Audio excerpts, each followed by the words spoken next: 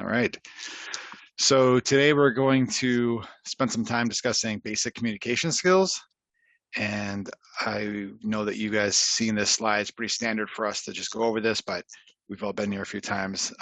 Since it's a small group, I would just say, for the most part, unmute yourself, chime in, remind me to slow down if I, speak too quickly, and any comments I welcome as much engagement as possible. So yeah, and if we take a break, then come back so we can finish up. Okay. Um, let's get started here.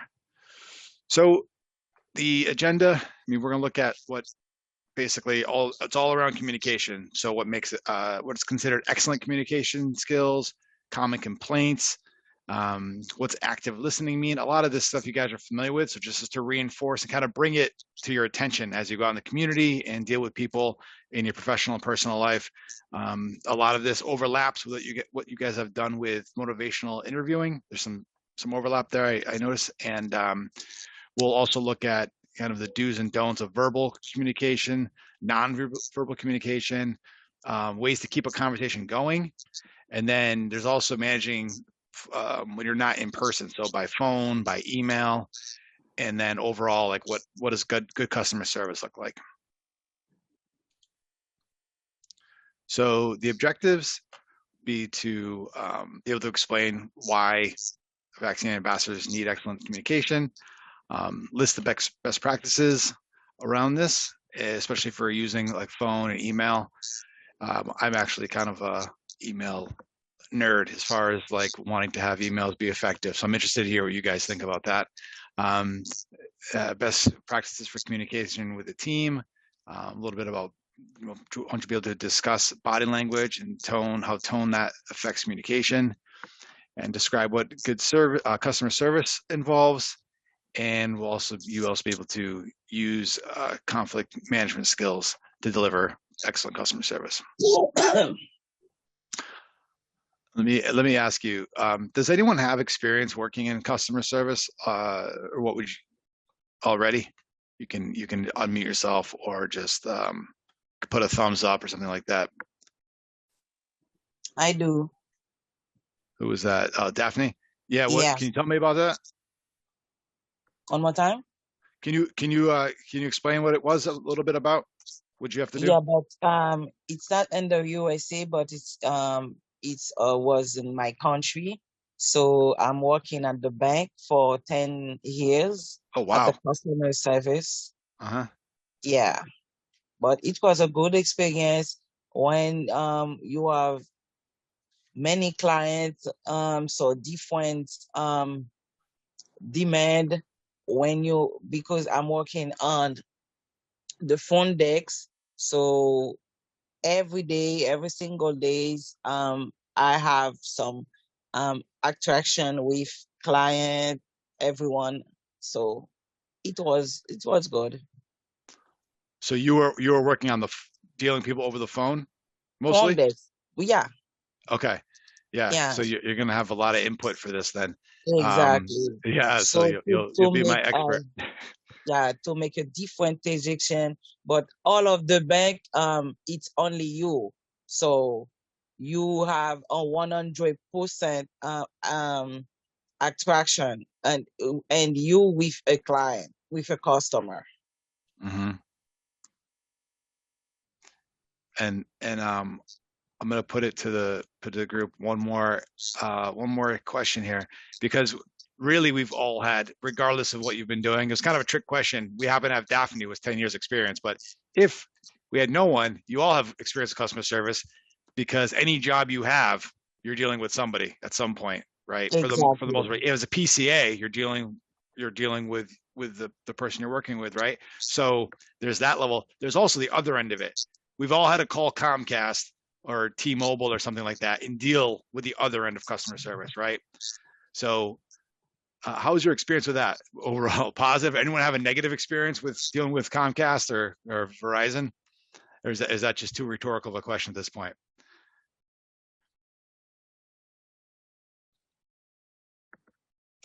Because what you want to think about is doing basically the opposite of what happened to you in those situations, right? We'll talk about it more. I just want to get you guys thinking a little bit about, what this means when we talk about customer service. Very vague, can mean a lot of different things, but just want to get you thinking about it a little bit.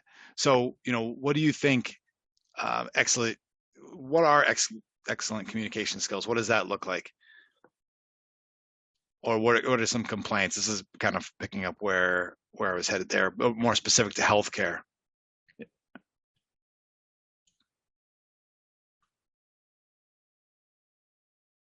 You can answer either one of those questions. So what are excellent communication skills? What do you think that involves? And what are some common complaints? Excellent communication skills is just really being able to listen, to be able to relate, be relatable, to be able to take the time to maybe even give advice if advice is asked, or, if it's warranted. And the second part of the question is just, I will have to get what you asked, but what was the second part of the question? Second is what are some common complaints about health? Yeah, but then this question is more specific, getting us more towards where we're headed today, is about how health care workers provide information. In other words, like your doctor, how do people complain a little bit about how doctors deliver information to you, how they communicate? They don't give enough information a lot of times. Sometimes they don't communicate where patients can actually understand, right? And agree, and it's their own health. Yeah, right. Sometimes when you have a barriers language, different culture, so exactly. Even if you're speaking the same native language, whether they're still using a lot of complicated terminology, and sometimes they don't explain it. Or if you're a non-native speaker, it's even more challenging, right? Especially if you're not offered an interpreter. I do an experience 2 days ago. I have a patient. She speak only Chinese, but I don't speak Chinese, so it was difficult to know when she asks me something, when she needs something, when she can do something for her. So that was difficult. So each time when to make something for her, we're supposed to call an interpreter to know what's going on, what did she need. Yeah. And do you think that's realistic? Are you able to do that, or has that become? Yeah, but we use all the time to call the service interpreter to speak with her, because she don't speak English. She speaks only Chinese. Yeah. I was kind of curious that, like in practice, sometimes that makes sense if you're at a 10-minute consultation with a doctor to have an interpreter on. But if you're there for a couple hours, every time you need something, does that work, being able to call the interpreter, or is that realistic, or how does that work? Or am I misunderstanding the situation? Say that again. So are you saying like you're there for a few hours and every time you have a question, you have to call an interpreter service? Yeah. We call on all the time the interpreter, maybe nurse, doctor, assistant nurse, so we can understand. So the best thing to use the interpreter to speak for her. Well, I mean, I guess it's positive, right? The way you're doing it is, instead of just ignoring it and trying to push through, which it sounds like some doctors are doing, right? You're taking the initiative of making sure every time that they're able to communicate by calling the interpreter, right? So that's like something to learn out of the situation. We use either some sign to know what's going on. The sign, if you want to drink water, if you need to change. So we have some dashboard sign. When we touch the sign, so if she get a thumbs up, what did she need? Yeah.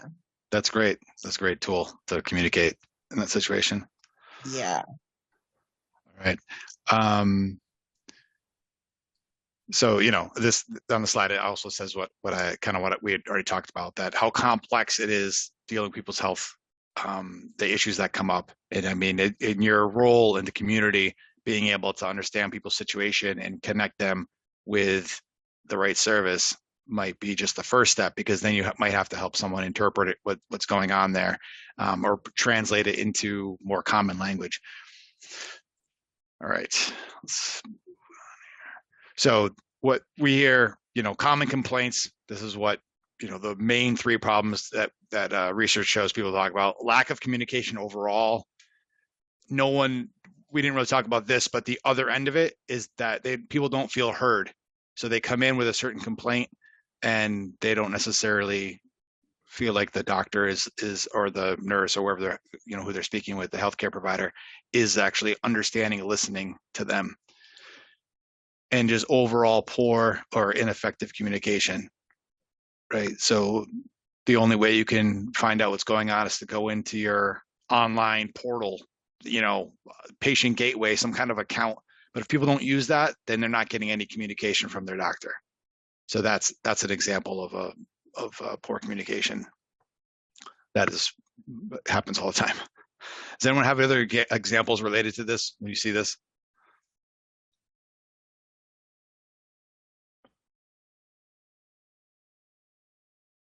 So my example, it was the poor ineffective communication. Oh, for the example you gave with the person you're working with? Yeah, exactly. Mm-hmm. Yeah. I mean, it sounds like you're trying to adjust, deal with that though, in a positive way by having the signs you can communicate with, calling the interpreter. It's much worse if you go into a doctor or community health center and they don't often have an interpreter. Because we have an interpreter, but otherwise, and me and the patient, so it's a poor ineffective communication because she don't understand me, I don't understand her. Mm-hmm. Yeah. After the training, we stopped recording. I have a question for you that we can pick up on that. But I don't want to sidetrack this whole thing, okay? So, because I have one suggestion, but let's talk after a little bit more about that, okay? Unless someone else, does anyone else have that same issue and have suggestions? Yeah. Wait. No, I mean, does anyone else, like Nikki, Adrian, Rashida, do you guys have that same issue?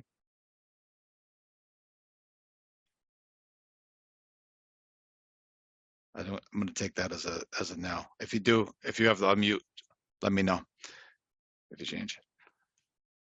Okay, so excellent communication are needed, of course. People need help, as we just talked about, navigating the healthcare system. It seems more, from the healthcare system's perspective, they're making things easier by connecting. We're going to talk about electronic health records, I think next week. I'm going to do that one. So from the healthcare providers' perspective, they're thinking things are more easy because their records are all online, everything's connected.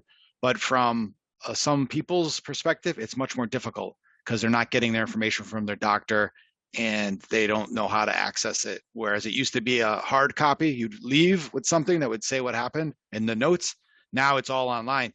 So a lot of times people have a hard time interpreting that. That's just an example.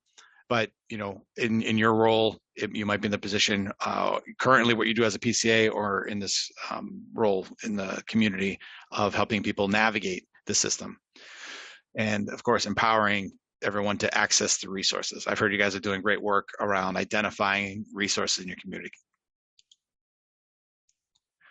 So yeah, I know the story right now is actually Sharon Stone, and I just saw it this morning.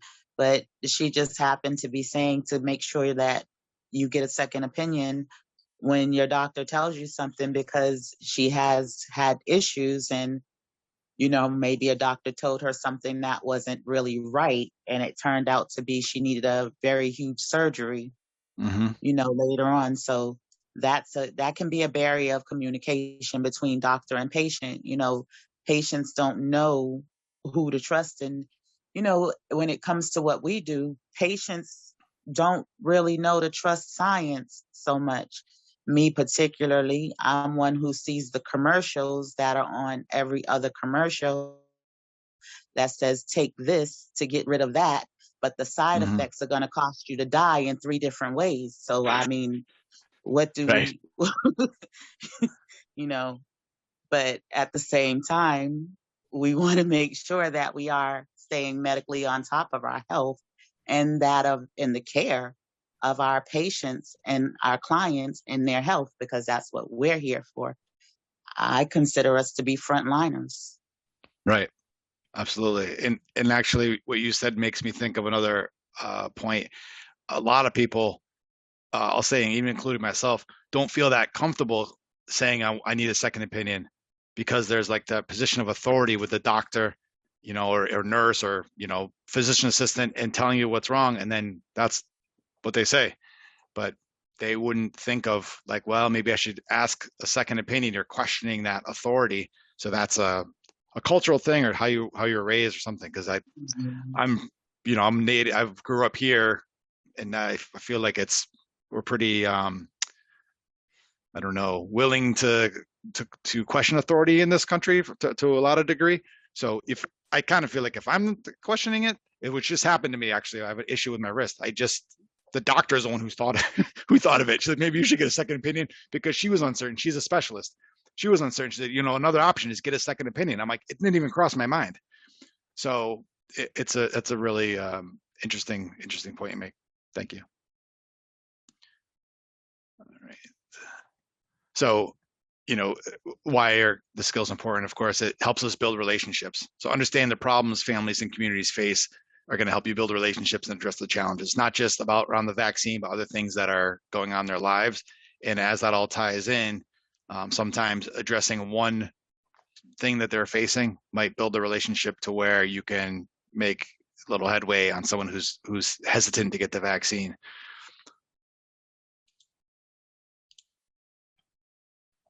So we're going to watch a video, but just to make you think a little bit about this first is what features of an interaction, like what things that happen combine together to make effective interpersonal communication. We've talked about it a little bit in general, but what does it look like if you see two people and they're talking and they have good interpersonal communication?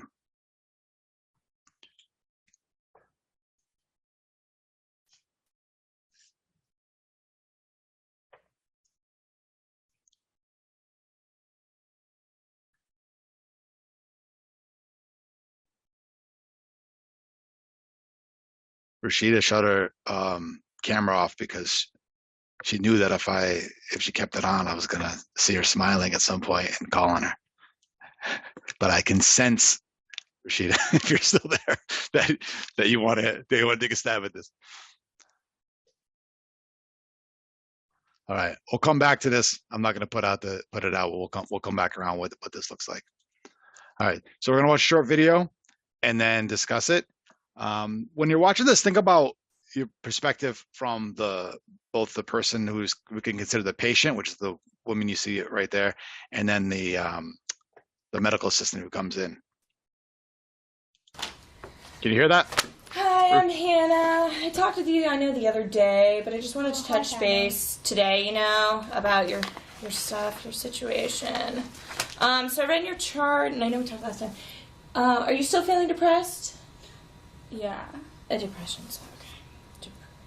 Depression. And I know you're feeling depressed now, but I felt depressed before, and it will pass. Like, you'll get over it. It's not that big of a deal. And so this depression, why are you feeling depressed? Well, Oh, wait. Sorry, I have another note. Something else I wanted to ask you before. No, why, or is that depression what brought you in here? Well, I OD'd earlier because I was Depressed? really sad. Yeah. Okay, so that overdose, we'll have to talk about. So then why are you feeling depressed? Well, I was abused earlier. And I just don't. I mean, your life doesn't. deal with- I looked in your chart, and your life doesn't seem all that bad. So this depression, I think you can get over it. Yeah. Let me look at my notes here. I know we saw some stuff. Oh, hey. Yeah. Can I talk to you later. I'm gonna finish talking to her. Okay. Sorry, I lost my train of thought. Let me look at my notes here. You got the abuse, the overdose. So can we talk about these thoughts? Oh, that, like, that area. Do you want to, are you still having those thoughts? No. No? Okay, then. Great. No thoughts? Because I know, I mean, if you're having them, it's kind of like, why, I don't understand why people think of, like, killing themselves. It's really very weak of them to do. Personally. But anywho's, oh, hold on a second. Hello? No, I'm at work right now. Yeah. You know at Belmont? Yeah. I'm going to talk with this patient here. Yeah. And I'll call you back. Okay. Okay.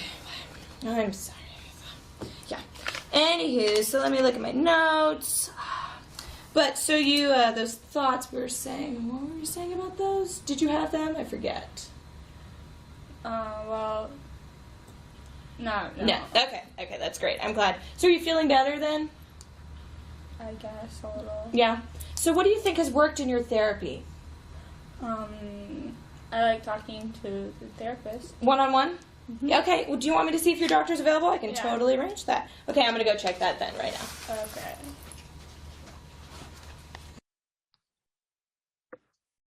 Okay. Okay. So before I get started, there's in case, you're having thoughts like this or reaching out or talking to someone, we should just, Jessica, talk about suicide. You guys are familiar with the new, the hotline for mental health? Does anyone know the number that you call for that? I had to look it up just now because thought I was close in it, but I didn't know as I was looking it up. Aside from Ruth, I'm sure Ruth has it in her head. Does anyone else know the number? Instead of 911, which you call for any emergency, did you guys hear about the new number that they made that works nationwide? And if you're having a mental health issue or someone you know is needs to talk to someone or in a bit of a crisis.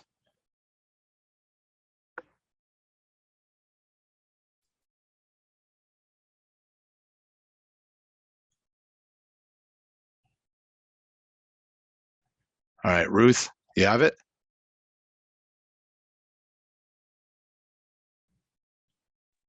I think it's 411. No, that's the old one. It used to be for information, like 411. What's the phone number to something, or what time is it, or something like that. It's 988. Yeah. Oh, it's 988. I'm sorry. Yeah, Jeez. and I thought of being with a 6. It's really new. I mean, it's several months old, but it's we're definitely off topic a little bit, but it's really important, especially in your field. Calling 911 sometimes escalates things a little bit too much if the cops show up. That's maybe a leap too far. So this is kind of like there's a situation, you want advice, or you yourself are having thoughts and you want someone to talk to. And what's the number? Who do you call? You have to Google like some kind of suicide hotline. Instead of that, they made this number 988, and then you call that, and you're, you can talk to someone that can help the situation. So, okay, coming back to this. So this video, what do you guys think? How does the medical staff, what was your impression from the start of this, and what did you notice? You can see the questions up on the screen, but overall, what did you think of her body language? What mistakes did she made? She's unprofessional. Right. She makes the patient embarrassing. Exactly. What do you think would she do that gives you that impression? So she didn't introduce herself. She can't come some like this, like that to ask a question. So she didn't give some time to the patient answer the question she asked. So she unprofessional. Right. Yep. That's a great point. She didn't give any time. She said something and then she immediately answered it herself or was very dismissive. Anyone else have anything to add for that? Like from the perspective of like, how would you feel if you were the patient in that situation. Or you could look at it, what would you do differently if you were the medical assistant coming in and talking to that patient?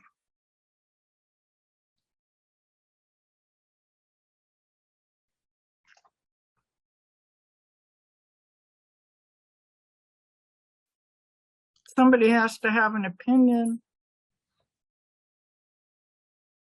of what you would do.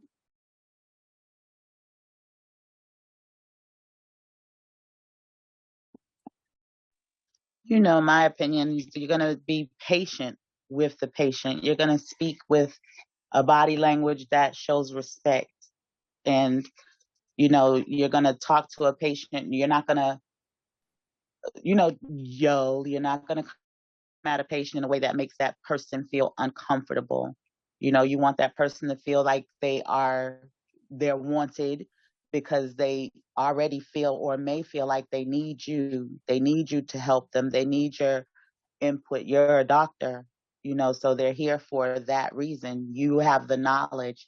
So you don't want to intimidate, is I guess the word I'm looking for. You don't ever want to intimidate. You want to speak to anyone, you know, with patience and understanding. Mm-hmm. Right, which is kind of the opposite of what she was doing there.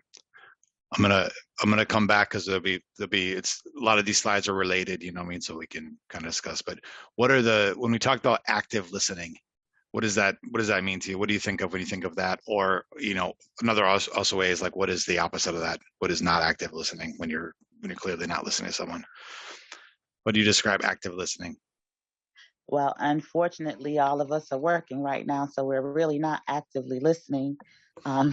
Speaking for myself first, but the key components of active listening is being able to relate back to what just was said, or what happened, or what someone is expressing to you, and you can relate back to it, or you can at least repeat it back, you know. And again, you can show empathy and understanding. That's components of active listening.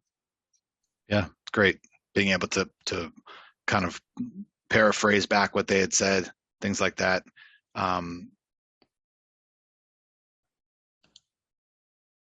So, you know, being very focused, listening to try to understand, not having your response in your head and waiting to your chance to spit something out. Yeah, pay attention.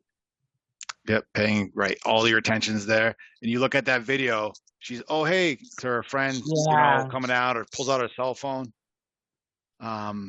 Exactly. Being aware of what they're saying and the nonverbal messages that they're sending, right? So that woman was, you know, like hunched over and down, and yet she's all upbeat. Oh yeah, that's not a big deal going through. That's not, you know, she's not connecting with them at all. She's completely ignoring the other human in the room, right? Excuse me. And we already, Adrian already brought up, you know, kind of restating what their message was, checking in for understanding, making sure they're there, that you're on the same page, and that you understood what they said accurately, right?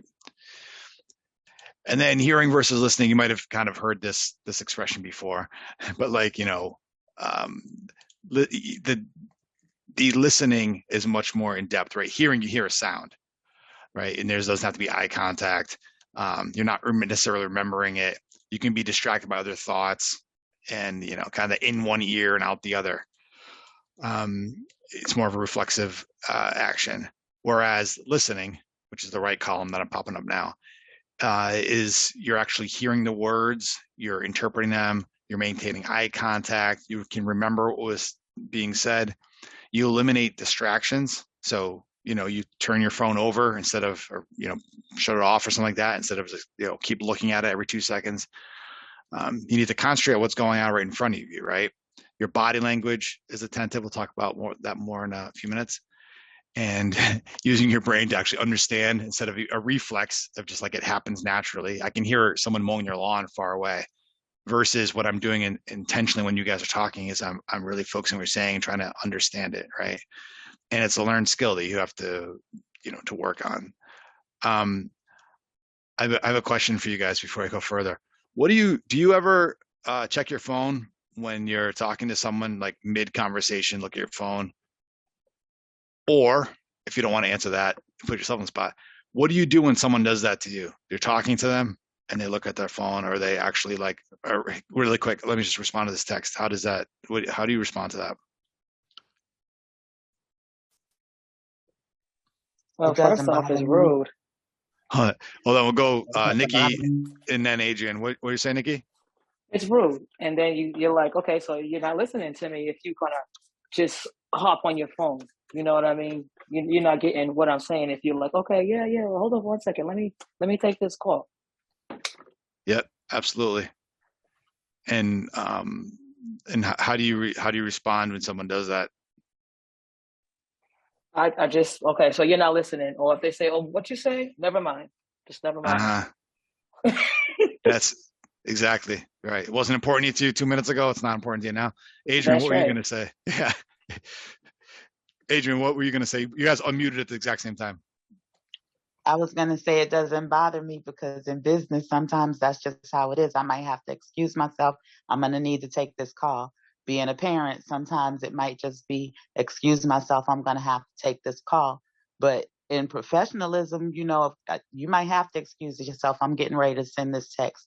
Now I understand where Nikki's coming from as well, that it could be rude. I mean, in certain circumstances, if I'm talking to me and Nikki's in the car together and we're having a great conversation, and this is my homegirl, and she just takes this call, this random, like, dang, well, that was just random. You could, so I understand where she's coming from as well, but I really don't see a problem with that. I don't really necessarily see it as being rude. That's actually, you raise a really good point about the context, right? In a professional setting, it might be different versus with one of your friends in different ways, right? If you're in a meeting and you're waiting for something important, but the way you said it was, excuse me, I take this call, versus what I was imagining and what Nikki was saying is you're just talking to someone and then they just look at their phone and do something. That's rude, right? So really it depends on the situation, or, oh this is my daughter, I got to take this, then the person is, oh, it's his daughter, it's Consolo's daughter, he's always going to take that call. It doesn't really matter what's going on. He sees her calling, that's happening. That's like, highest priority. But that's a really good point. And then when there's also kind of a little bit of I don't want to overuse the word cultural, but depending on the person's background or how they personally feel about it, some people don't think, they're not trying to be rude. They just think taking out your phone, looking at the text is fine. It's not or taking a call mid conversation is fine. It's not a big deal at all. Whereas other people see it as, so when you're talking to someone in the community, if all of a sudden they take their phone out, they might not be trying to be rude. They just think it's not a big deal, so you're going to have to be a little bit more, accepting or lenient on that, and try not to take it personally if someone does that. That's how I interpret it. Does anyone else have any other comments on that one? That just seems to come up a lot. Okay. So, becoming a good listener, right? You have to be open to accepting someone else's their view. So you're listening. Again, a lot of this ties back into what you guys are doing, motivational interviewing. It comes up a couple different times in these trainings. But you're first listening without making judgment, right? You're listening to them without making judgment, even if you disagree with them. You try to, again, get rid of distractions, which that's we just talked about. Figure out why you're listening, what situation you're in. Don't just listen so you can spit out your response. Try to stay positive, or at least neutral, even if you disagree. You're making eye contact. Try to regulate your emotions. If you're starting to get upset, take a deep breath. Try to put what's happening internally aside for a second. Try to hang on to that, because you're bringing in your own experience. This might remind you of something else, but that's not, you're just trying to listen and stay calm. Listen to that situation, what they're speaking about. Trying to interrupt them, especially in this professional context. And of course, practicing this is key, right? Where we need to get better at it. You practice, and you guys are all adults. We've all been trying to do this, but just kind of, again, this basic communication, a lot of it you already are familiar with this, but it's to raise awareness. So as you go into these situations, you're thinking about this, and someone pulls out their cell phone, you don't immediately jump to, why did they do that? Or you think, oh, well, maybe I should give them a break. They, where they're from or with their friends, they always do it. They didn't realize it, So, I'm going to break guys into, let's see, 2, 4, 6. Well, I'll do 2 groups of 2. And I'll hop between them, and I'll throw Ruth in a group too, unless you don't want to be in a group, Ruth. But you're just gonna do a little active listening. Things you guys have practiced already, a little bit of a role play, and it's good to practice this. One person's gonna imagine to be a very resistant, someone who's a very much against the vaccine. Maybe they're misinformed, or they had a bad experience. They know someone who passed away, and they thought it might have coincided when they got the vaccine. So they're adamant that this vaccine is, caused it, which we know that's not how it works. So one person's going to talk for like 2 minutes as if they're that person. They're upset and they're going to talk about it. The other person's going to listen using the skills we just discussed. And then you're going to just recap what they said. Okay, not going to agree or disagree or debate. You're just gonna paraphrase and put in your own words what they said back to them. Okay, so we're just gonna break for like 4 or 5 minutes and try that out. Okay, so one person's gonna explain their situation as if they're someone who's against the vaccine for various reasons. You can come up with, if you heard people already talk about it. We've talked a lot about the reasons in these different trainings, and then the other person's gonna not use judgment, but kind of you just heard them, right? Okay, so let's try that, and then we're going to debrief for a minute. Does anyone have any questions before I break into the rooms?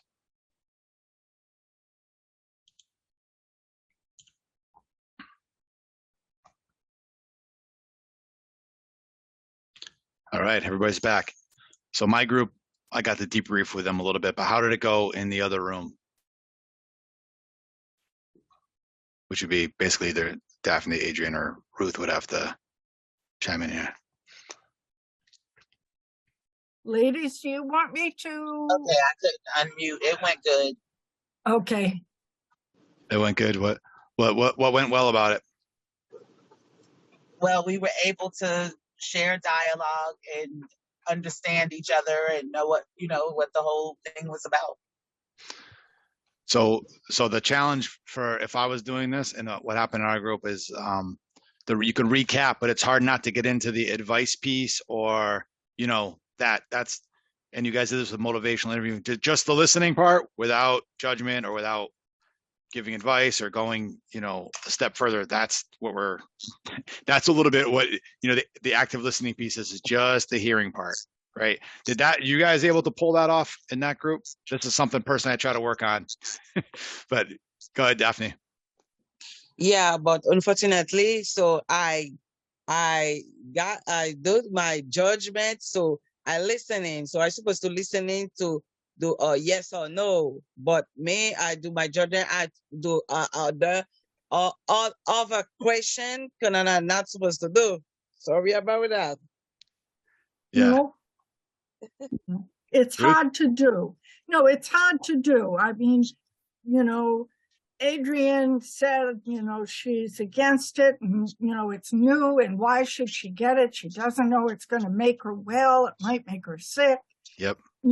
And Daphne, the thing is, Daphne just said, I agree, Mm-hmm. and that I don't know, maybe I'm wrong. So I could be 100% wrong, but I suggested that to say, okay, I hear you saying that it's wrong, but where did you hear that it's wrong? Where are you getting any of your information? But maybe that's going too far into motivational interviewing too. Yeah. No, I think that we should, the drive of what we're trying to do is more building the relationship and getting them to move a little bit towards, if they're against it, towards the middle, right, where they're considering it, or you come back again another time and maybe they'll have some information, maybe point at some other resources, and in the future you're able to build a relationship to the point where they trust your information more than Facebook, wherever they got their misinformation, right? But You don't want to go so far as to say, if they say, oh yeah, it makes you sick, things like that, to where you say, I agree with you. Although that would build your relationship, right? Because now like, oh yeah, this person's on my side, but it's wrong because it's factually incorrect. So the idea of this exercise would be to walk that line where you say, where you're letting them know you understand them, but you don't blur that with kind of agreeing with something that's completely untrue. So you can kind of repeat back. Like I said a very similar thing to what Adrian did. I said, I disagree with it. A bunch of people got sick. Some of them died from COVID. Some of them died from the vaccine. It all was happening at the same time. And I don't want anything to do with it. That was kind of mine. And the way to deal with that, to recap, is kind of, I understand it was a really, difficult time. And there's a lot of information out there, what was going on, a lot of it, social media, there's a lot of misinformation, something along the lines of like that you hear them, and just acknowledging that is all we got to, is all this exercise with. It stops there. Okay. The next step, which Nikki did really well, actually, was kind of tying in what it's almost advice, but it was kind of headed towards, you got to look at the bigger picture. And if you don't get vaccinated, people are at risk, like little kids and things like that. You're protecting them, kind of the herd immunity that we talked about. So she went in that direction, but that was more towards advice, where this is just to recap this exercise. But I appreciate you guys put in effort. It's very short, but it's definitely something that we could all, myself included, definitely work on more. Just that listening piece without jumping to correcting someone or giving them advice, things like that. And in this case, it's hard. Even when I said, remember that we did something called the truth sandwich, where someone says some misinformation, and then you acknowledge it, but you put it between facts. You say, oh, the COVID, the vaccine can't make you sick. I understand that that's what you've heard, but the fact is, none of the virus is in that. When they give it to you, it's just a piece that triggers antibodies that your body creates a spike protein, and your body identifies that as a problem, creates these antibodies. So when the real COVID virus comes at you, you were able to defend yourself and not get as sick as you would if you did not have the vaccine. So that's that truth sandwich piece.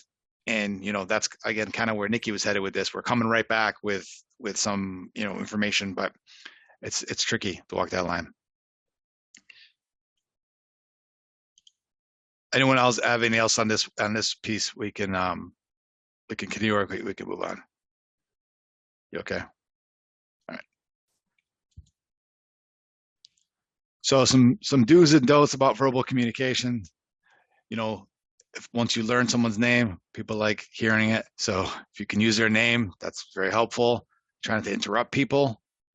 Don't give them unsolicited advice. If they're not asking for advice, you don't give it. In this context, you are trying to give them advice because you're vaccine ambassadors. It's in your title.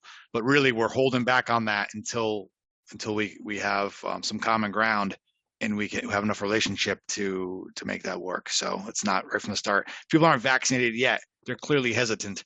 It's been a couple of years since it's out there. So we kind of know, right, that there's an issue there. So we definitely want to build a relationship before coming in and, hey, you should get vaccinated out of the blue. Trying to talk about yourself, and, don't tell them, how they feel is kind of just has to do with more of that idea of empathy, and not jumping to, oh, that happened to me too, and I know exactly what you're going through. So, we could talk about that more, but for now, just kind of knowing that it's not, if they're explaining something to you, you're just hearing it and you're going forward. You're not gonna assume that you can go right to, like, I had that same experience, I know exactly how you feel. That's not, especially in these new relationships that you're building. You don't know the person, you don't want to jump to that. So some tips around verbal communication: use basic, simple language. It's nice to have big $5 words, but as clear as possible. You don't know their background. You don't know if English is not their first language, or, just generally they happen to not know a word they're using. So try to keep it as simple as possible, so it's all very clear. I like the expression, explain it like I'm 5. That's a whole thing on in the internet. There's a whole area where if I want to know a question, I go to this website and it explains it like I'm 5. Why are there seasons and how the earth goes around this? I don't need a scientist to explain it.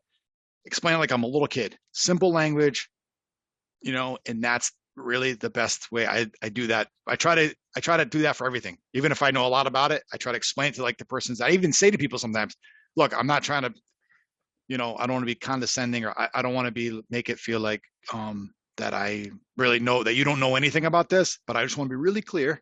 I say that in advance. I want to be really clear, and I try to explain it, you know, really, really basic. When you talk to someone, try to restate after you talk. You say the instructions or the key points again. You can recap. So like the main things, like in this presentation, at the end of the presentation, summary, right? Today we talked about bing, boom, boom, because that's the last thing they're going to walk away with. There's 3 main things I want you to take away from this. Boom, boom, boom. Or we tell them directions. So generally it's straight, then a left, then a right.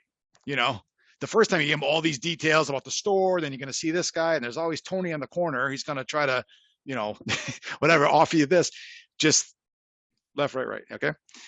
And try to be kind, you know, explain things in a simple, understandable way.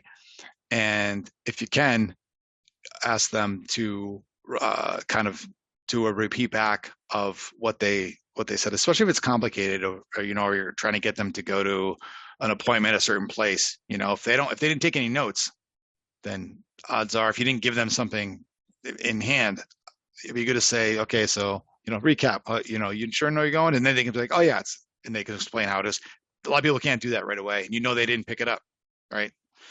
So you're going to have to figure out another way, or literally write it down.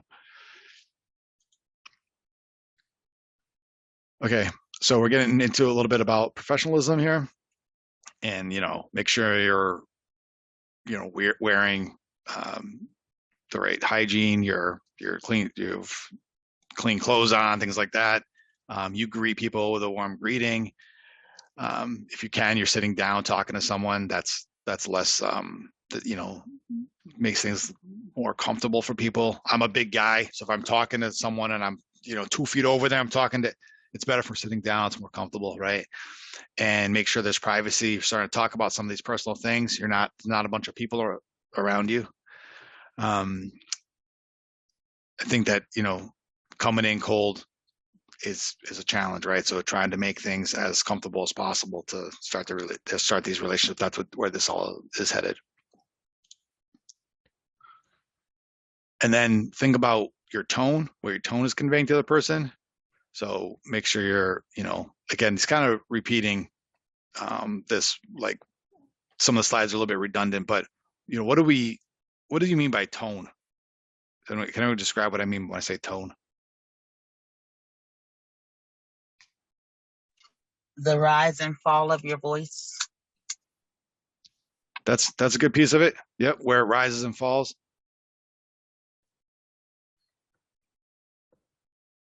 And can anyone, you know, I won't do it, but, you know, you can imagine someone saying things in a couple different ways, right? We could put that up on a slide. I don't know if you ever see someone do that, but, you know, what word you emphasize or stress, or just overall, you can hear some of the little bit of a growl in their voice, the way they're talking to you, and it's clear they're frustrated with you. There's all these variations, right, in how it comes out. So try to maintain, you know, friendly, warm attitude. Again, you have some confidence, professionalism, you know, so when you're saying things, you're coming back to, this is from the Center of Disease Control, not like my idea versus their idea. That's what it means, like, right? So you have confidence that this information is accurate. And if you don't have confidence it's accurate, make sure you get that before you go on the field. If you guys don't have handouts, things like that you can refer to, so you're clear, like, oh, this is the explanation, because you only saw it. I did a presentation about vaccination. You had Heather come in and do the more, you know, take some questions. You've done reading on your own, but if you're still not comfortable, make sure you become comfortable so you can answer these questions. The common, you know, misconceptions, or any of the other resources you have that Ruth is saying, you know, point them to. If you're not sure about it, make sure before you go on the field, you are comfortable so you can handle these questions, you know, confidently.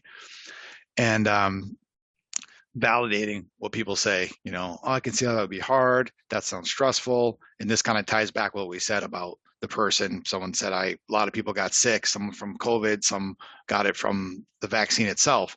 which they didn't, but you could say, oh, I can see how that would be hard. You know, that sounds really stressful. That's true either way.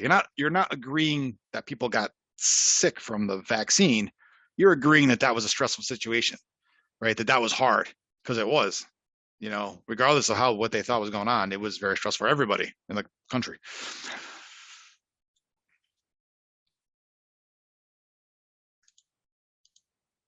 Oh, I think I doubled up there. Okay. So, nonverbal communication.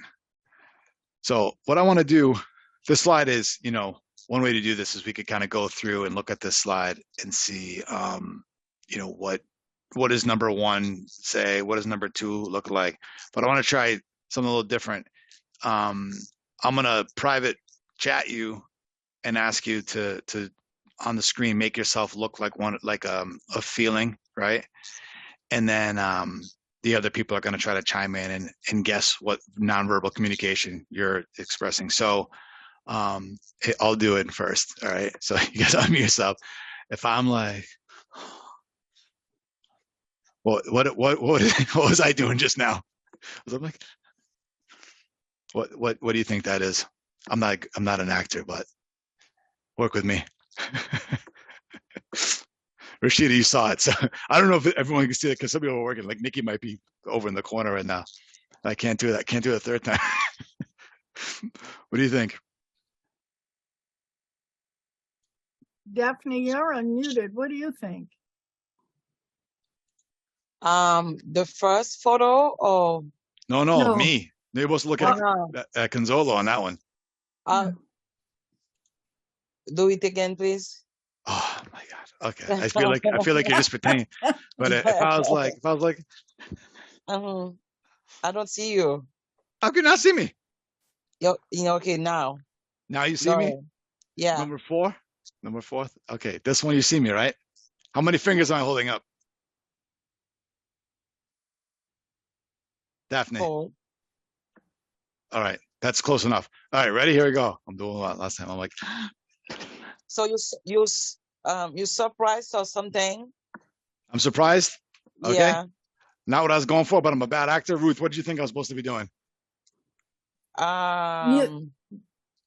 Number. Scared. Scared. I was shooting for scared, but surprised could have been like, yeah, I'm surprised. That's fine. All right. I'm gonna leave it at that, because there's no way I'm doing that fifth time, whatever up to. All right. You see the chat, Rashida?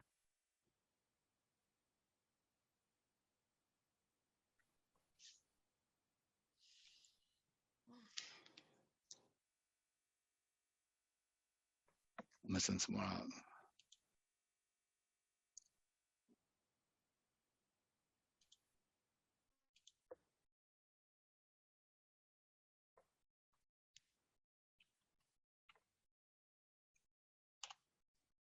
Do you see the chat, Rashida?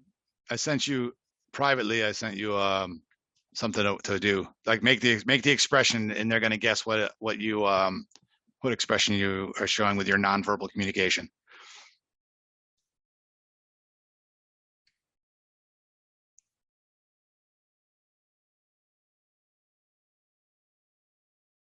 You're frozen. I might have picked somebody, but you only one the camera on, except for Ruth. That's the expression. She's kind of doing it right now. So we'll take it. We'll take it.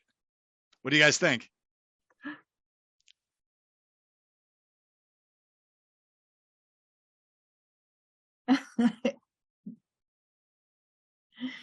Adrian, are you there?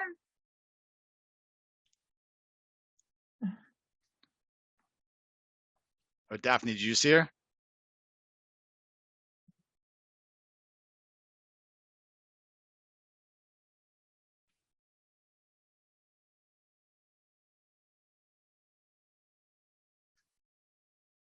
Nikki, you're up. Can you see Rashida?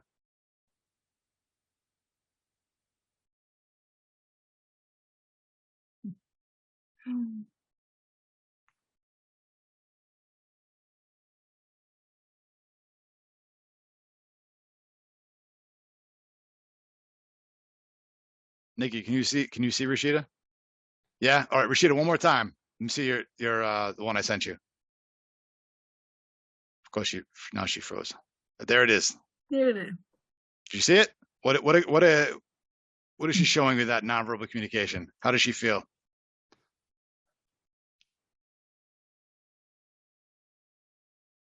You're muted. Yeah, I was just gonna say.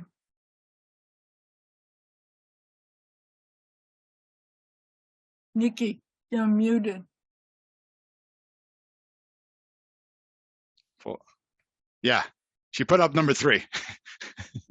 Okay. I mean, effectively, she's happy. She's aiming for it. And Ruth, last one. So everyone watch Ruth. If you can see on her screen, what is she saying with her nonverbal communication? How does she feel? Go ahead, Ruth. Okay, so this one is to me. Yeah. Okay.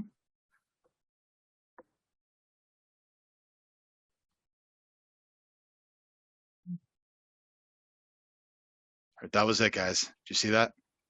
It's subtle. Looks a little angry to me. Yeah, there we go. Angry. It's exactly what I wrote. Angry. Yeah. Angry. Exactly. Angry. Yeah. Nikki. And then I saw her fist go up as well. Yeah, she's taking a hit. Of the fist. Exactly. All right, I'm gonna leave it at that for now. With that, but being aware of the of the nonverbal expression, you guys already are, of course, to an extent. But you obviously want to be looking at the rest of their their posture and their arms crossed, all of these different things to identify how they're feeling. The face is a good place to start, though. This is kind of interesting, thinking about people's gaze, so where they're looking. So typically in a business context or formal context, you're looking just up towards the eyes. With the friends, more social, you're looking more over across the whole face. And then an intimate gaze, like with your partner, significant other, you look more like, beyond the face, right? So be aware of that when you're talking to someone. And again, this will be another one of those cultural questions, right? About what people are comfortable with. Some people don't make eye contact at all, right? So they glance and then there's not much eye contact beyond that. So that's something to think about. And have you ever been in a situation where you're uncomfortable with the way people, their gaze like that? I think that it's pretty common. I know I have. Yeah, Ruth, yes on that. There's also, you guys familiar with the term elevator eyes? You heard that one before? No, I've never heard that. Elevator eyes is like, it's typically targeted towards a a male figure looking at a female, and kind of their eyes go up and down like an elevator, So instead of just making eye contact, they're checking. What's that? Like dreamy eyes. I'm missing one of the words. This audio. Dreamy. Or like when you look at someone of the opposite sex, your eyes may go dreamy. Yeah, exactly. Which is very unprofessional, right? That's the point of this. On the one that says intimate gaze, that's kind of where they're headed with it, but it's more subtle. I just want to bring it to reality here. Is what they're saying is, your guys are in a business context, maybe social, depending on how friendly you get, but your eyes are on their face, right? And not wandering to the rest of the body. That's the point of that. I like to be a little more blunt with it to make it clear. And then I'm going to move on. So this one is about, again, with the body language and what that conveys to the person you're working with. So you want to respect personal space. This gives you an example of one arm's length. So it depends how long your arms are, I guess. For me, that probably works. My arms are like 3 feet long. If someone's a little bit smaller, one arm I think might be pretty close, right? You want to be kind of a relaxed posture, and when seated, to be attentive, to show that you're listening. You kind of lean forward. You're not like back, like just kind of while they're talking. That's kind of like you're bored and not that interested. If you're at an but I think about it like in a job interview. I'm leaning forward and I'm kind of focused on what they're saying, right? You don't be too aggressive, and or like too intense with that. But you know, have anyone ever heard of the concept of mirroring? Mirror like a mirror on the wall. Have you heard that term before?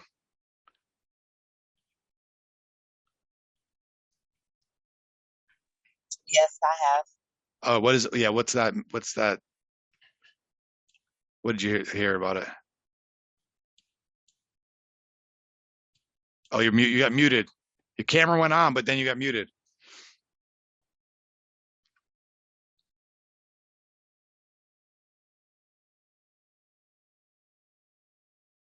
Okay, hold on. So, like when you're mimicking what you're seeing or what someone's doing, that's kind of like when you're mirroring their actions.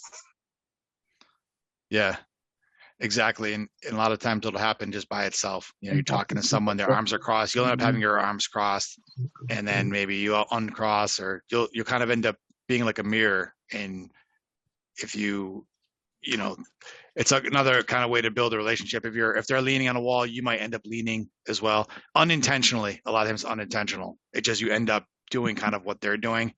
And on the other hand, just knowing that idea exists is good, because you can realize that you're leaning on a wall, relaxed and talking. They're standing like this, upset, arms crossed. You know, you guys are not a mirror. It's clear. So if you think about the way you are and the way they are, it's good to be self-aware about that. And if you're hanging out with one of your friends talking, you'll notice you guys are in sync. You're both, talking on the couch, you're both relaxed. Maybe you might be in the exact same position and chatting along. So it's kind of interesting to think about that concept in the professional world, about when you're talking to someone of how you're seated. You're leaning forward and you're really interested in talking about something. They're like leaning back and kind of not that interested, right? So how is that going? And how can you adjust what you're talking about to bring you guys closer together? And a question about the personal space, back to the slide. Have anyone have any issues with that when you're talking to someone else, them kind of crossing that line in when you're talking, of being like too close?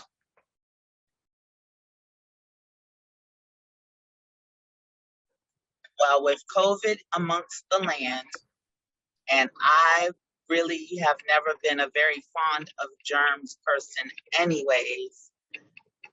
I've encountered it on very many occasions, but one that I'm going to point out that is extremely irritating to me is, like, say for instance, you're in a checkout line and you're waiting because you're next in line, and here comes the next person behind you, and they kind of just stand on top of you, like, and even prior to COVID, I'm the kind of person that would actually say to that person that just walked up behind me, like, can you step back?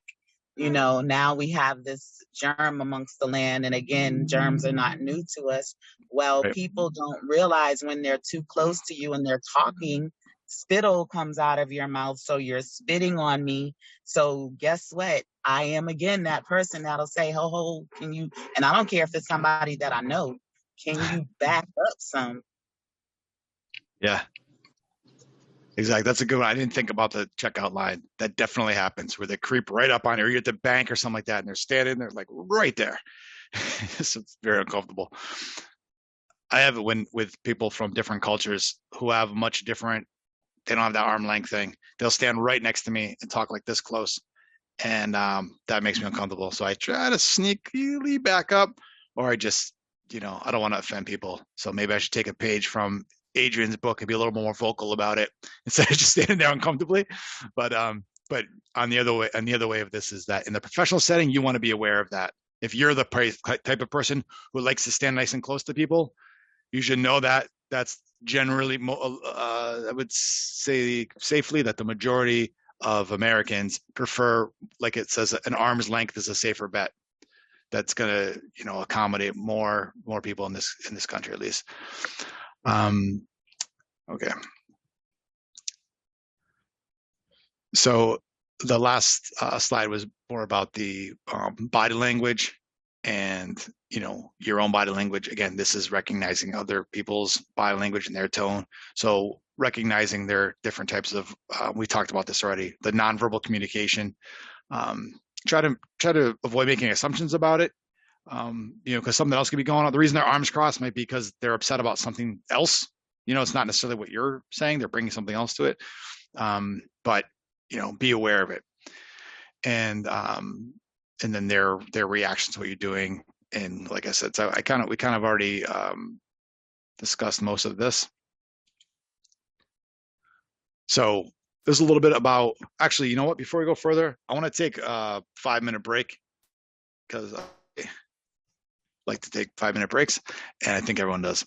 So take 5. I'm going to put a little clock up there. It's 2:31, but it'll basically be 2:36, and come back with like tons of energy and all excited to finish the rest of this workshop. Okay. So take 5. I'm going to put a clock up there too. Okay, thank you.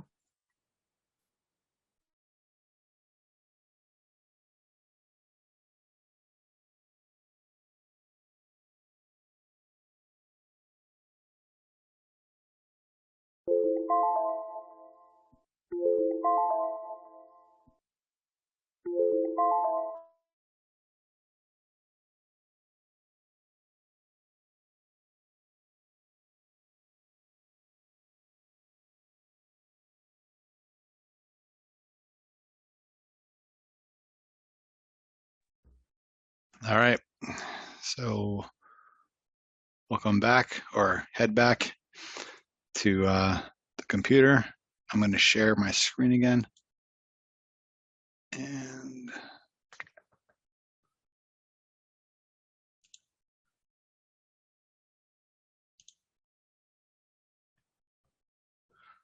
all right. So I need a thumbs up from everybody because you have your screens off. So I have no idea if you're there.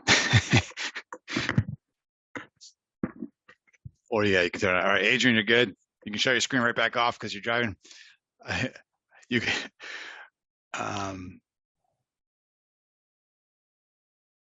Ruth, you're there because your screen's on.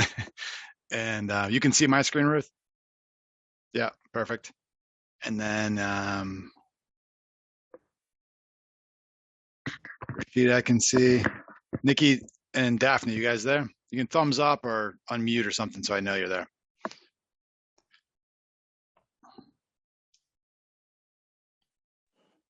I'm here. I'm here. Right. Daphne. You guys see, some people think they can take a little quick power nap.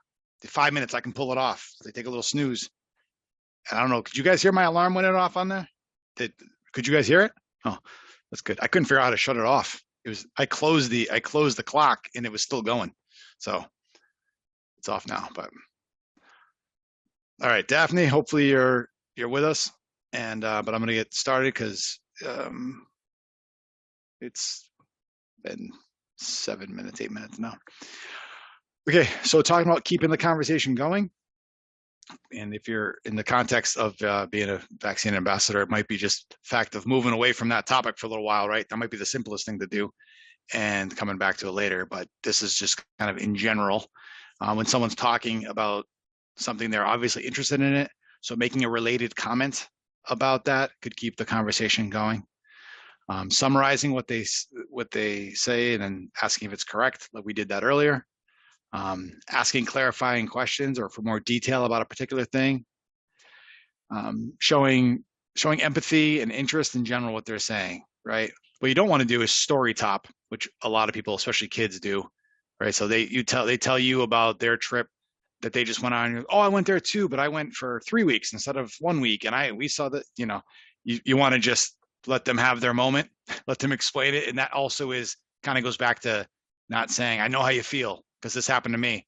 Like, everyone has their own experience. You're just there to listen and, move forward.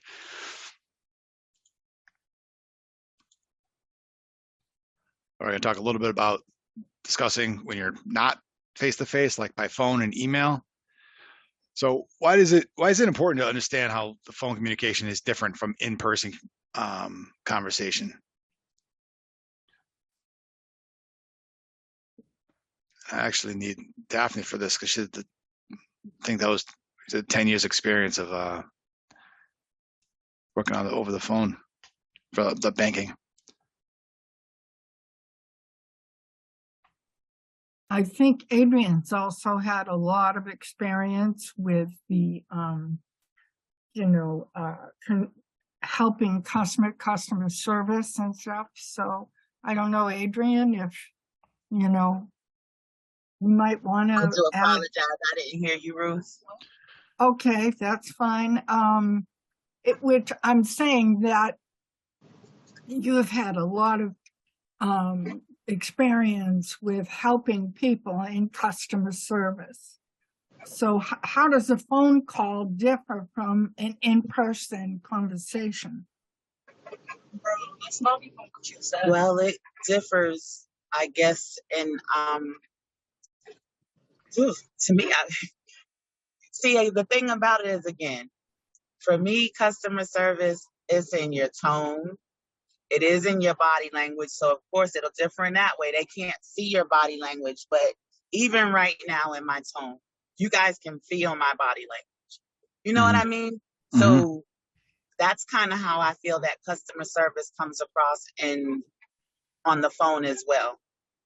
And you're going to hear that tone if you, even in just on the phone call, if you call me, or where did you were calling someplace, but earlier, Marshall's, you call customer service at Marshall's, and the person answers the phone, "Hi, this is Susan, what you want?" Of course, you're going to know that that person is not really the customer service representative you might want to talk to, and you're getting ready to have some type of complaint. And Susan, you can already feel Susan's body language with attitude. Right. And that, I mean, that's why tone is so important, but also, right, the body language is probably the biggest challenge, or one of the biggest challenges, right, with not having that. We know that body language is a huge part of communication. That's why we spent time on it earlier, in those kind of exaggerated, like, afraid things. But yeah, it's critical.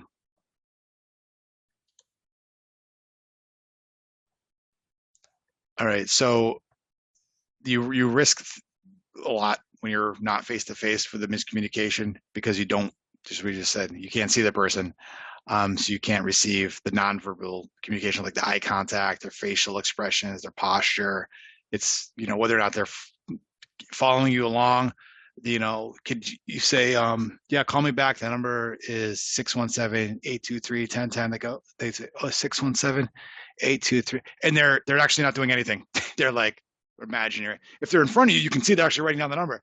If they're on the phone, you have no idea if they're paying attention, or if they're just like 617, they're changing the channel on the TV. You have no idea. So it's, you're losing a lot. Think about your etiquette. Again, you guys could, I'm sure, provide this training, but because you have so much experience with it. But some things to keep in mind is that you represent the organization you're working for.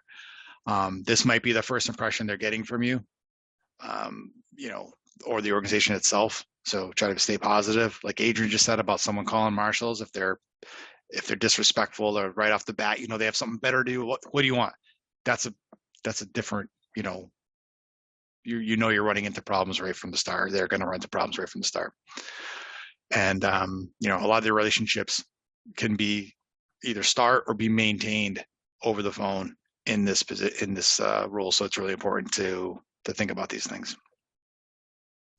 No, I just thought of a funny one. Actually, my client just did it, but you might see this on or hear it on TV, but yeah, this LaQuisha, what can I help you with right now? That attitude, and you already hear smacking and just ignorance, and you get that in all cultures, you get that kind of customer service, but you can hear the body language and you can already tell what's getting ready to come. Yeah, exactly. And that goes back to kind of that video we watched, right? Where how important is it, is this person, like, on the phone talking to you, but they're also playing Candy Crush on their phone or something. I don't know what games people play on their phones these days, but they're playing some game on their phone. You know, they have someone's going like, yeah, how can I help you? And they're scrolling through. Or do you feel like they're actually listening to you? That's a good example. You also think about some of the more special calls. We just talked about someone being angry, or, you know, a family member picks up the phone. It could be a kid picks up the phone, you know, hey, I can't find my stuffed animal. And all of a sudden you're in that conversation. Their parents aren't even home. Now you have a whole different situation you have to deal with, which you might not be very comfortable with at all. And might have to talk to someone else on how to handle it, depending on, you know, on what exactly is happening. But, you know, getting pulled into something you're not ready for and being aware of what's going on, and that you're, you know, all of this stuff is a piece of the work. Let me see. So how do you handle that when someone calls very upset, or are you in a conversation on the phone and someone's very angry? I'm going to defer to, I mean, and you could also think, even if you're having a lot of customer experience, how would you like someone to respond to you? Think about that way. When you're really upset about something, what would you like them to do? You know, that's, if you don't have experience with this, from that perspective. So either perspective.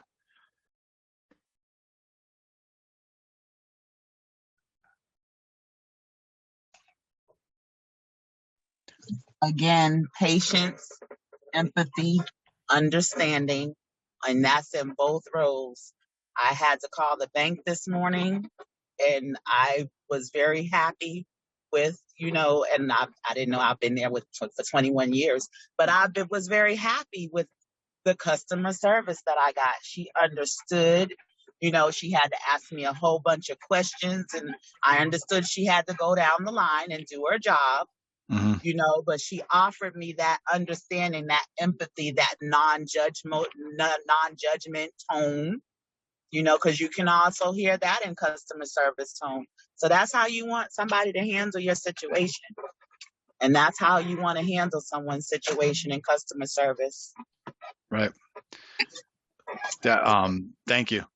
Daphne, do you have anything to add? Are you back with us? So, yeah. Okay. To handle the high-grade situation, so understand. So pay attention that the situation was angry, the person with you. Keep your calm and try what you do your best. That's it. Yeah, remaining calm. Yep, I think that's critical. So one thing to keep in mind is they might be really upset and it's coming at you, but really once things get a little bit more calm, they're going to realize that it's actually not you personally that did this thing, this injustice in the world of whatever's happening that they're feeling is so strongly about, you know, or, you know, depending on how serious it is, but in all likelihood, you're the person they have on the phone. So that's who they got to. So, but it's not you. So hopefully when it calms down, they'll realize that. But speaking with healthcare system, it can be very, very frustrating. So depending on your role, that could be a piece of the problem is you're the person they're talking to, but they're really frustrated. And, you know, if you can alleviate some of that frustration, it's going to improve the situation. And, you know, again, just try not to take it personally. And that's where it helpful to kind of take a step back. Pause is always good. You know, don't say the first thing that comes back in your head when you're responding to somebody. Give it a little while. Or if it's an email, don't send it yet. Let it sit. Right? Come back to that later. So, you know, listening carefully. This is a lot, you know, kind of a repeat of other things, but maybe in a more extreme version because they're upset. So you really want to take your time, listen carefully, don't interrupt, acknowledge their feelings, right? So I understand you're upset, not necessarily like, well, that's not actually what happened because we did call you back. That's irrelevant at this point. They didn't get the call. So it doesn't matter if you did call them back or not. That's not what we're talking about. They're upset, acknowledge it. Staying, you know, calm, neutral. And they, again, like with the mirroring, once they feel you're being calm, it starts bringing them down a little bit. If you ramp it up too, no, we did go, then it's, you're ramping it up versus bringing it down. And, acknowledge that the mistakes that were made, and, they want to be heard and validated, right? And then figure out a way to take action. But don't say something you can't promise. And if you know it's not going to happen, or you don't know what to do, make sure you're going to say, I'm going to come back to you. Let me talk to my manager, and I'm going to back to your, supervisor, or one of my colleagues who's been here longer, who knows the answer, and let me come back to you. And that give them a little space to cool down, and then you come back with with the correct information. It's worth repeating. This has been kind of similar information, but handle this with empathy. They might feel anxious, angry, depressed for many reasons. Some of it could be outside of what's going on. They're bringing in everything else that's going on in their life is coming into this one issue, and now you're the one receiving it, right? But you always want to acknowledge their feelings. Don't ever minimize it, because you could think, hey, relative to my problems, this is nothing, I wish this was my problem if compared to what I have going on. You don't want to do that. You're minimizing it. For them, this is a big deal. Just, leave that alone, those ideas. So figure out what kind of support, if any, they need. And again, if you don't have any ideas on that, tell them you'll follow up with them, because that's the best thing you can do, instead of saying, sorry, there's nothing we can do if you're here. Someone else that you're working with might have some suggestions for you. Tips for communication by email. First, so what are some of the benefits and risks associated with using email in healthcare or in general? So some of the benefits, some of the potential problems. What do you think? I think some of the benefits is that it's all in writing. So as long as you word it properly, you really run less of a risk of hurting feelings or saying the wrong thing or having someone to get into their feelings because the wrong thing was said. On the other hand, if you don't have an etiquette yeah, about how you write, you can actually portray the same kind of body language, if you will, through email, through writing, so to speak. So, it again is still just being mindful about how you're wording things and how you're speaking, and still having those same background core values that, okay, this is a customer service role. So I definitely want to portray that in my writing. That was very well put. I'll tell you that, because you did both sides of the same thing. Email can be great because you can explain things, but if you do it wrong, it's in all caps, right? I've had students back when I used to teach computers, they'd write emails to me in all caps. I'd be like, stop screaming at me. What are you doing? They had no idea that all caps is emphasis of like, stop emailing me. That's that, right? So if you're not sure of the etiquette, it can go the other way. And it's in writing, which can be great because then you have some proof. It's also a problem if there's miscommunication and things, go the other way. Anything else about this? I have one other idea, but I'll give other people a chance. Do you guys have any other suggestions about the benefits or the pros or the cons of communicating with email in health, or in healthcare specifically?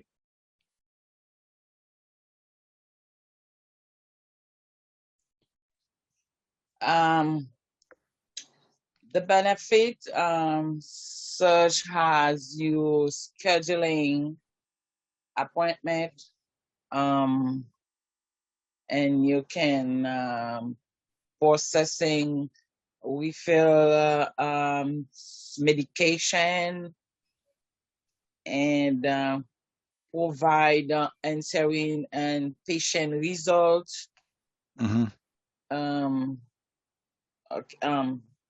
Many things.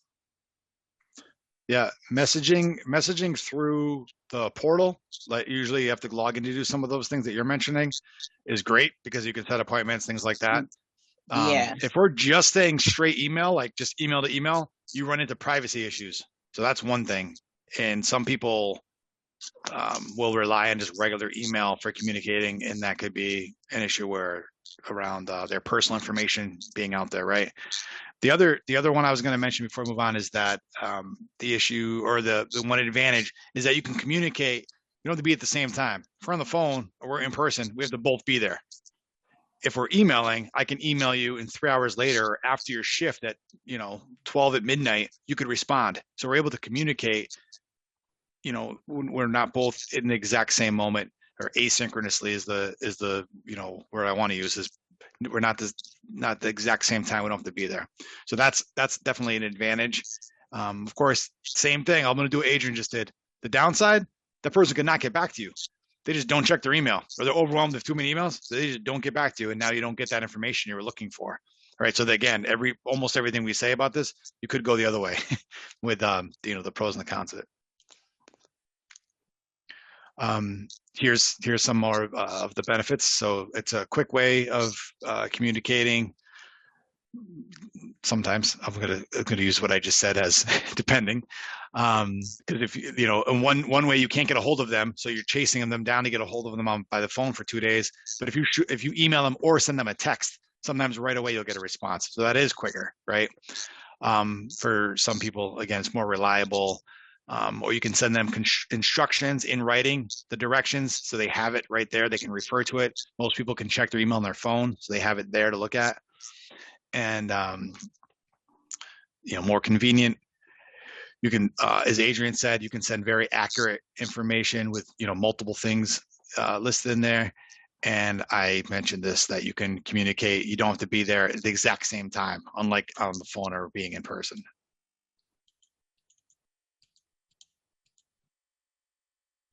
Some of the risks, we talked about this a little bit already. So it's not necessarily confidential unless you're inside a system, which again, we'll talk about next week. You can't send health information without prior agreements, and need password protection, things like that. And as Adrian mentioned, it can sound cold, and the tone can easily be misinterpreted. So,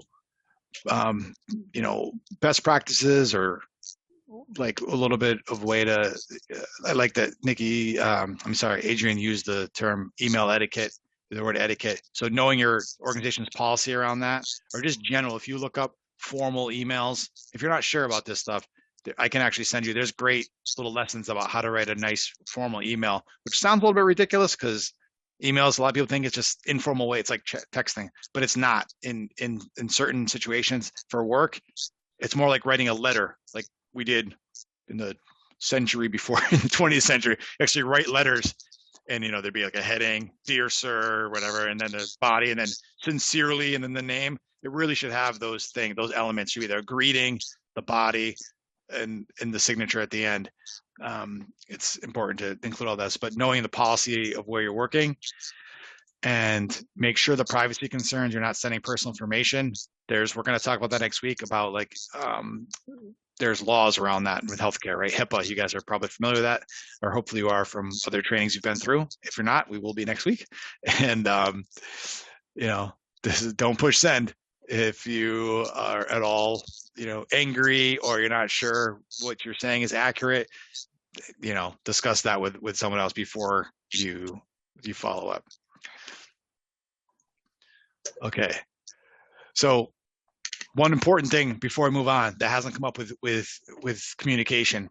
What are we missing yet? Another way that we communicate that when we're not in person. See if anyone comes up with this. You use your phone a lot. People use their phone a lot for this.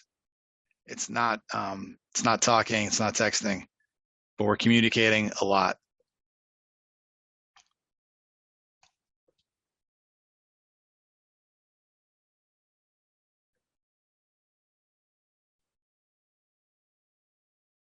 Elon Musk just bought one of the companies that we do this with, and main one. I'm trying to think of something that rhymes with Facebook, but I don't have anything. So, but social media is one of the main ways people are communicating, right? So thinking about your online presence, in other words, what people can see if they Google your name or they find you on Facebook, what's out there is really important. So adjusting your settings to make those private if there's things that you don't want the world to see, or you wouldn't want your employer or your mother to see these things, making sure you've set those up so that you can stay professional, right? And then it's the same thing as the other things we've talked about, is that things can be misunderstood, or if you're asked by somewhere you're working to post something, you know, like there's gray lines there. Or if you're asked to run their social media account, what do they want? What's the policy? What are they looking for with that? So you make sure you stay within their guidelines. So going back to customer service, you know, I think you guys are well aware of this, just again from both ends, you know, what it looks like. So we've kind of talked about this, but it should make the experience, you know, easier, you know, less scary as far as dealing with in the healthcare system. There's so much to navigate. So once you're familiar with it, you can help other people, and less overwhelming overall.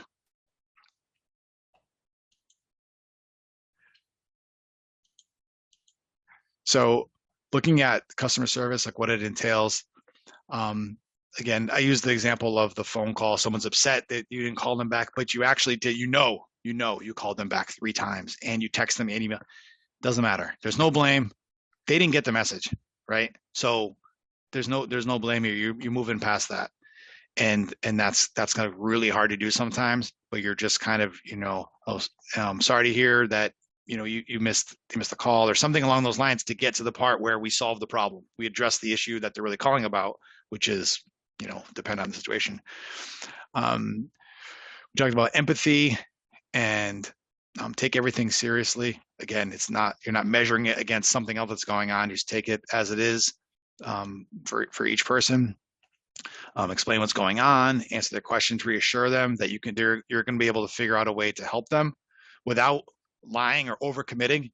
You know, that's really important. It's hard not to sometimes if you really want to help someone out, but you can't tell them something that you can't actually deliver.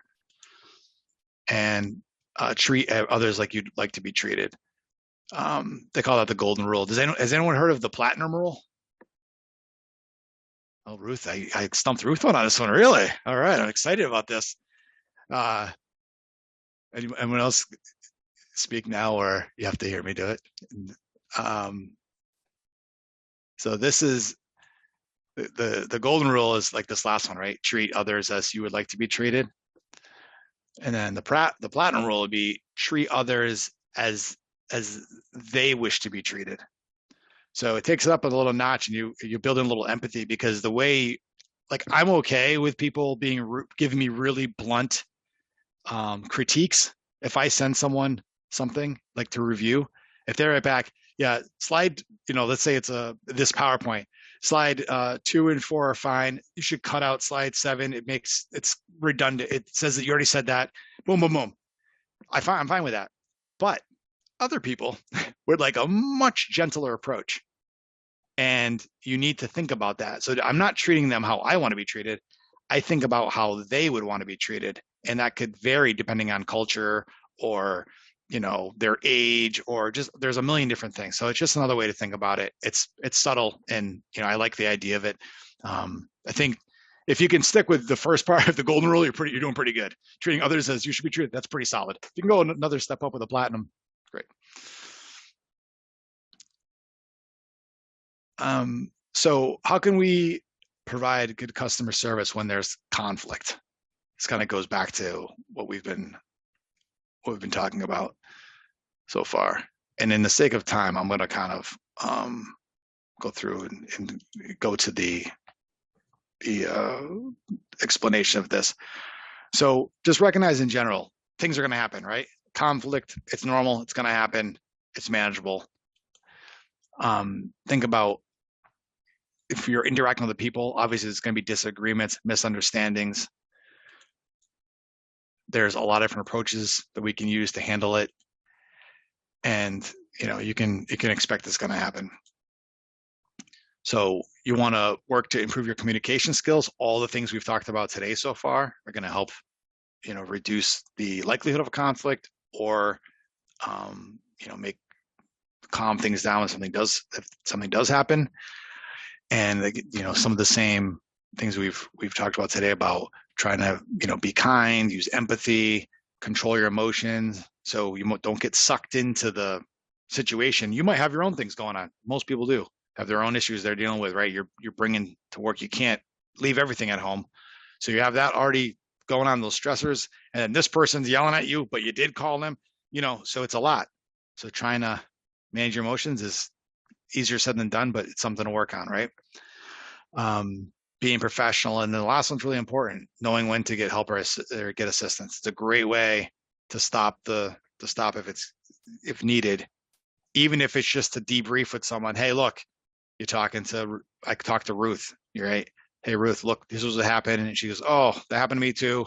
There's actually not much we can do about that situation. Call them back and let them know that we're going to, X, Y, Z, whatever the situation is. Okay. But at least you had a chance to kind of debrief, decompress with someone else before, instead of just in the moment trying to deal with it. And you can, that space for the other person as well can be good to help reduce the conflict. Thinking about preventing it and managing it, working on your communication skills, remembering that overall practicing kindness is good customer service, empathy. This is, someone added a slide in there. My apologies. So good customer service, your attitude counts.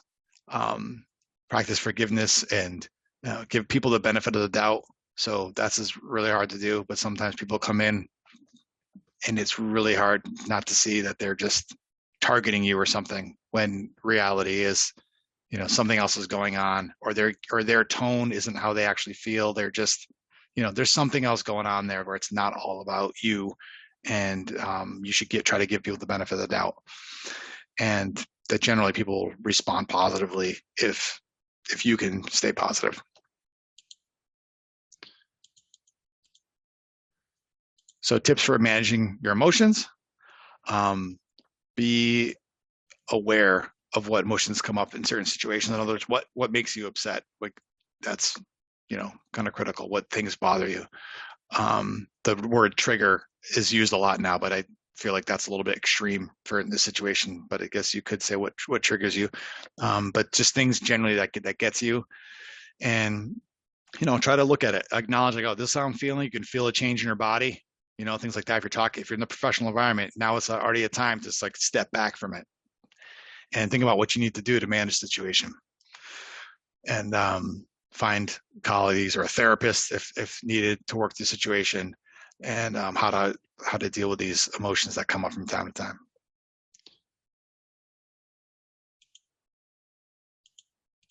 So being professional, assume positive things about others. If someone's difficult to deal with, they have someone else going on in their life, it's more than likely, right? So, and assume it's about them, not about you. And, practicing forgiveness, giving the benefit of the doubt. And then know when to get assistance, right? So you're not responsible for solving everyone's problems, every client that comes up to you.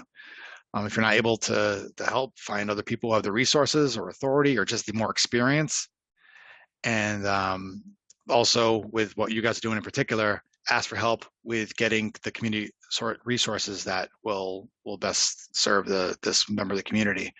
And as you get better at it, you'll be the resource. You'll have it all there. But until then, like I said earlier, if you don't know the facts about the vaccine, or if you're not sure where to point them, if they aren't sure where to get food and they don't have enough, that's their issue. That's their main pressing issue.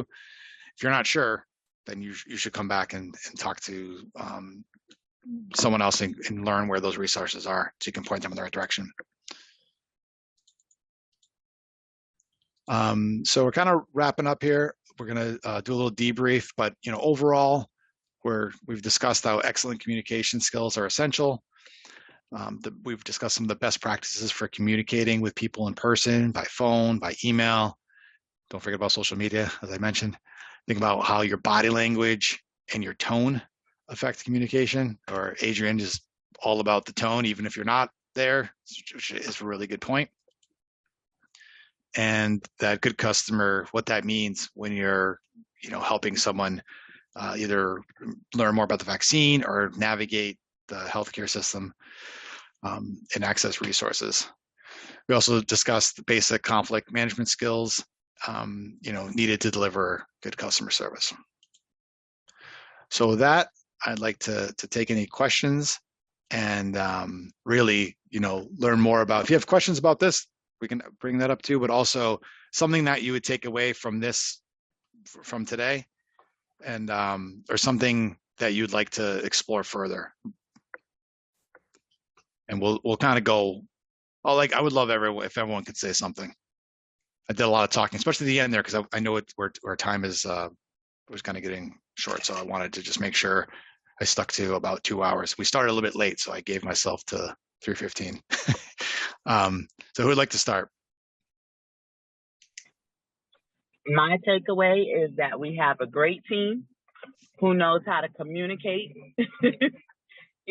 and of course we communicate with each other. We share ideas, and thoughts, and, so we know what it is to be out here. Like I said, front line, so that's my takeaway from it, guys. I think we are just an awesome team, and, it's some great training. Great, thank you. That's a really good point. Is your resources are right around you already, right? You guys have a lot of knowledge among you. Who would like to go next?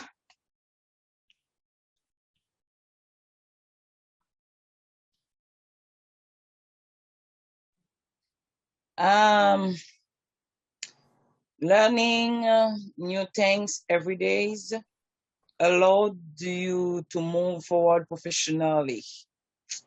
So especially you, I never thank you enough, because sharing the time to teach us the new thing, the thing for our lives, it's I'm very appreciated. And I say thank you for everything. No, you're welcome. I'm looking forward to the next week, actually, because it gets a little more technical, and I really think you guys have a lot of expertise with this already. But it's good to keep at the forefront when you're going into the field or in your personal lives. Thank you, appreciate that, Nikki. Well, we definitely want to do more active listening. I think that's what's very important. Yeah. Active listening is one thing where you'd like to focus. Okay, great. And the cultural background, and stuff like that. Like, people might respond to it differently, and try to make sure you look beyond yourself and be like, well, that's not what I would do, but look at it from other people's perspective. You know what I mean? So right. Yeah, it's difficult to do in the moment, but it's good to practice. Yeah. Exactly. Right. And did I lose? I don't have her on my screen anymore. Did I lose Rashida? Rashida had to leave by 3:15. Oh, okay. She jumped off. Okay. She actually, I'm going to say snuck away, because I was going to, she was next. She had like one more minute, but that's okay. If anyone has anything else before we, or before I hand you off to Ruth, you guys are going to stay on, Ruth? I don't believe so. So right now I have to make a phone call and respond to people and I've had, I was going to be on a meeting earlier, but